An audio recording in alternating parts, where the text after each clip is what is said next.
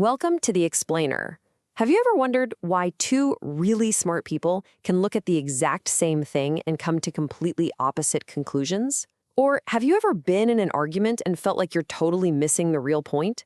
Well, today, we're going to unpack a set of mental models that help you see the hidden rules that are running the show, basically all around us.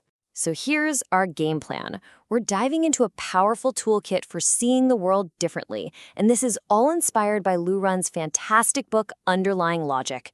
We're going to break down these 5 key areas, and I promise this is going to change how you look at problems, how you communicate, and even how you think about your own personal growth.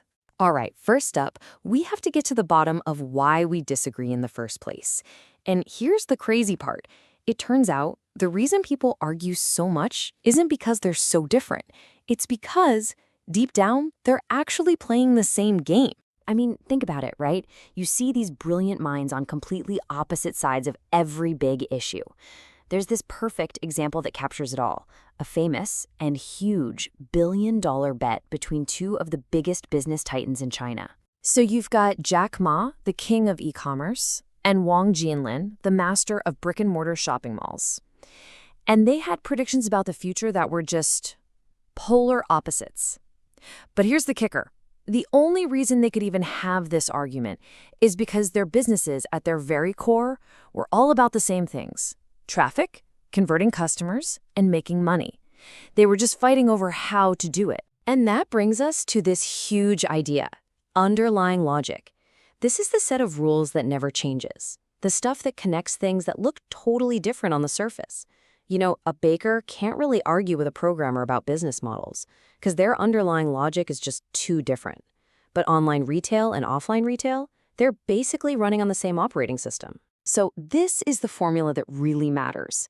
If you can get your head around the underlying logic, those constant, unchanging principles, then you can just plug in the specifics of any new situation, what we call the environmental variables, and you've got a recipe for success. It's about seeing the entire game board, not just the pieces moving around on it. Okay, so how do we actually put this idea to work? Well, here's your first tool. It's a framework for making judgments. And what it shows us is that figuring out who's right or wrong is almost never black and white. In fact, there are at least 3 completely different ways to look at it. This story, wow, it really makes you think. So a tycoon's son gets kidnapped. The police show up, and they're asking him why he seems so calm about it. And he doesn't blame the kidnappers. He says, because I was wrong. He genuinely believed it was his own fault for not having better security. But why? Because at the end of the day, he was the one who was going to suffer the biggest loss. And this table just lays it all out so clearly. Let's say there's an accident. Who's to blame? Well, a jurist, a lawyer, is going to say, the bad guy is at fault. Simple as that. He broke the law. An economist would look at it differently. They'd say, well, who could have prevented this most cheaply? Probably the site owner who should have just locked the gate. But the businessman's view, totally different. They'd say the victim is at fault. And this is the core of our first tool: adopting that businessman's perspective. Because it doesn't matter what the law says or what the cheapest solution was. The person who paid the highest price was the victim. Now, this way of thinking forces you to stop pointing fingers and start taking real responsibility for protecting yourself and your own outcomes. If you're the one with the most to lose, you have the most responsibility. This whole idea of shifting how you see things leads us right into our second tool, and this one is all about communication. It's designed to help you figure out what people are really saying so you can stop wasting time in pointless arguments and start having conversations that actually go somewhere. So basically, any statement you hear falls into one of 4 layers. You start with a fact, something objective and provable. It's 30 degrees Celsius. Okay. Then comes your subjective opinion on it. Wow, it's hot today. But here's where it gets interesting. Next is a stand. This is a viewpoint that's totally shaped by self-interest. Think about the building manager who doesn't want to pay for air conditioning saying, nah, I'm not hot. And finally, you have belief, which is like a complete worldview that facts and logic just can't penetrate. And this quote just nails it, doesn't it? This is why this framework is so critical. The next time you're in a debate, just pause and ask yourself, am I arguing with someone's opinion Or am I up against their stand? Because if it's a stand, you're not debating facts, you're fighting their personal interests. And you're never going to win that argument with logic. You need to know what game you're playing. All right, our third and final tool is a big one, and it's all about turning the focus inward. It's a way to look at your own life, your own career, as a kind of business.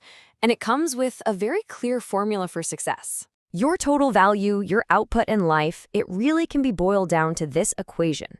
It's your ability multiplied by your efficiency, multiplied by your leverage. And to really maximize your success, you gotta work on all three. You can't just be good at one. So let's break them down. First, we have ability. And here's the secret. The most valuable ability you can have isn't any single skill. It's the meta skill of being able to learn new abilities and to do it faster and better than everyone else.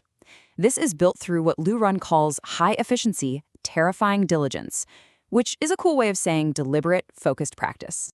Next up, efficiency. Now, this is not just about working harder or faster. It's about working smarter. It means making the right choices about what to even spend your time on. Then, it's about finding the best methods and tools to get that job done. Making the right choice up front can save you literally years of wasted effort down the line.